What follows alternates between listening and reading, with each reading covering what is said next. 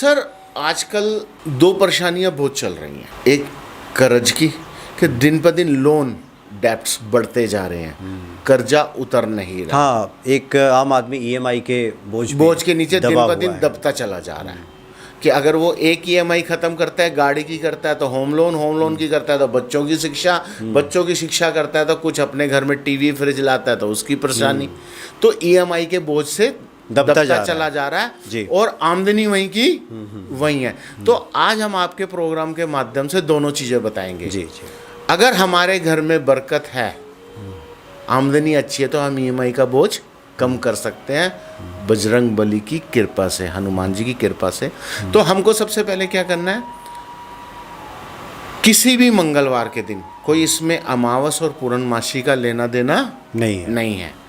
किसी भी मंगलवार के दिन आप सुबह 10 से 12 के बीच में हनुमान मंदिर जाइए।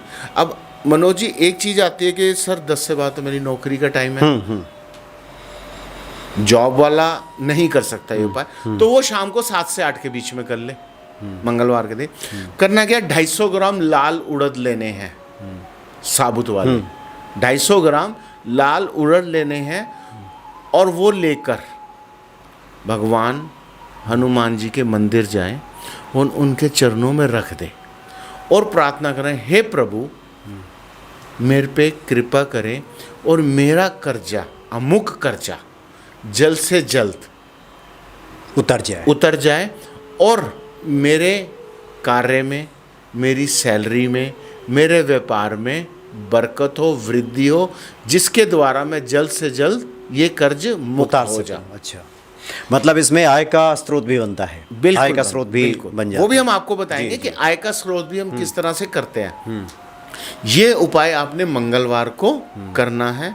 आप 11 मंगलवार कम से कम ये उपाय करें तो आप देखेंगे धीरे धीरे आपका कर्जा उतरना शुरू हो गया। अब एक क्वेश्चन है जो मैं ही करता हूँ कि सामने वाला कहता है कि सर मेरे पास मंदिर जाने का टाइम नहीं है। अच्छा, मतलब बहुत भागम भाग में है। अब ये प्रोग्राम तो ऑल ओवर इंटरनेशनल चल रहा है जी। अब मंदिर फॉरेन के अंदर कई किलोमीटर दूर होते हैं, लिख करके भेजते हैं कि नहीं है मंदिर। अगर कोई जैसे मान लिया कोई ऐसी कंट्री है जहाँ पे मंदिर का प्रावधान ही नहीं है तो क्या करोगे? हाँ, आपको ये क्वेश्चंस आएंगे। हाँ, नहीं, कमेंट्स में आएंगे। सही कहा आपने। तो वहाँ पे क्या करना है, वहाँ हमने करना है दूसरा उपाय है, वो इंडिया में भी कर सकते हो, इंटरनेशनली कहीं भी कर सकते हो। आपको खैर की लकड़ी लेनी है। अच्छा, अब खैर की लकड़ी क्या होती है, शायद कई लोगों को, व्यूवर्स को नहीं मालूम। हम कत्था खाते हैं पान के अंदर, तो पान के अंदर जो कत्था होता है उसके पेड़ होते हैं, उसकी लकड़ी लेनी है, जो उसी को खैर कहते हैं। उसको खैर कहते हैं। ये लक्ष्मी प्राप्ति के हवन के लिए भी बहुत काम आती है। तो खैर की लकड़ी लेनी है, मंगलवार से उपाय शुरू करना है।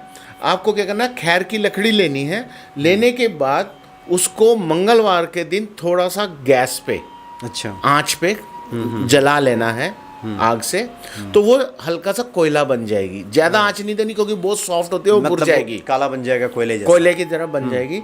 और हमने जमीन में, अपने बालकनी में, जहाँ हमारा घर का मंदिर है वहाँ पे फर्श पे 3 लाइन खींचनी है, 1 2 3।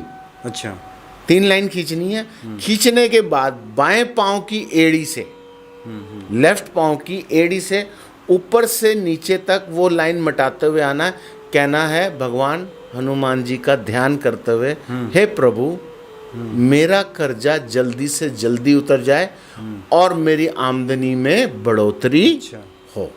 तो अब जब आपने एक लाइन मिटा दी, अब वो ये एड़ी उठा के सीधा दूसरी लाइन पे रखनी है। अच्छा, ये विशेष ध्यान रखना है, मतलब वही बाएं पैर का ही, बाहर पाएगा। फिर दूसरे में भी ये कहना है, मेरे कार्य में बरकत हो, मेरी आमदनी का स्रोत बढ़े और मेरा कर्जा जल्द से जल्द मुक्त हो जाए। फिर दूसरी लाइन मिटा दी, फिर वही एडी उठा के हमने तीसरी पे करनी है। फिर हमने यही प्रोसेस करना है। अच्छा, तीनों बारी हनुमान जी का ध्यान करते हुए हमने ये उपाय करना है। और ये उपाय हमने तब तक करते रहना जब तक हमारी ईएमआई शून्य ना हो जाए, यानी कर्जा 0 ना हो जाए।